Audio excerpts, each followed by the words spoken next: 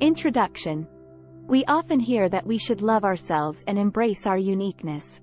But when does self-love turn into self-obsession? It can be difficult to distinguish between the two, as they both involve a focus on the self. In this article, we explore the fine line between self-love and self-obsession and provide guidance for navigating the gray area. What is self-love? Self-love is the practice of accepting and caring for oneself.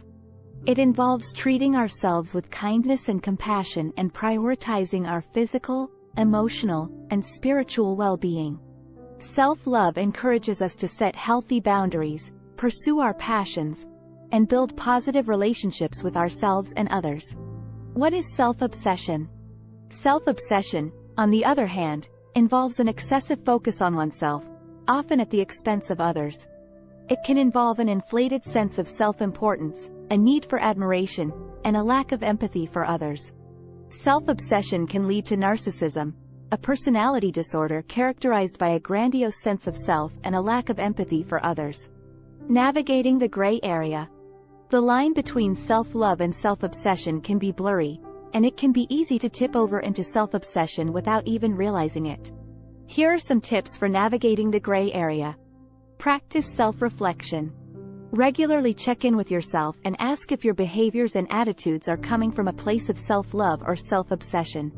Try to be honest with yourself and identify areas where you may be veering too far towards self-obsession. Seek feedback from others. Ask trusted friends or family members if they feel that you are overly focused on yourself. Be open to their feedback and try to see things from their perspective. Cultivate empathy. Practice putting yourself in other people's shoes and considering their feelings and perspectives. This can help you develop greater empathy and reduce the likelihood of self-obsessed behaviors. Avoid comparisons. Comparing ourselves to others can often lead to feelings of inadequacy or superiority, both of which can fuel self-obsession. Instead, focus on your own journey and celebrate your unique qualities and accomplishments. Practice gratitude. Focusing on what we have to be grateful for can help us shift our focus away from ourselves and toward others. By practicing gratitude regularly, we can cultivate a more balanced perspective and reduce the likelihood of self-obsessed behaviors. Conclusion.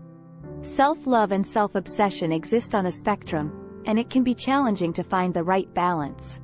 By practicing self-reflection, seeking feedback from others, cultivating empathy, avoiding comparisons, and practicing gratitude, we can navigate the gray area and find a healthy balance between self-love and self-obsession.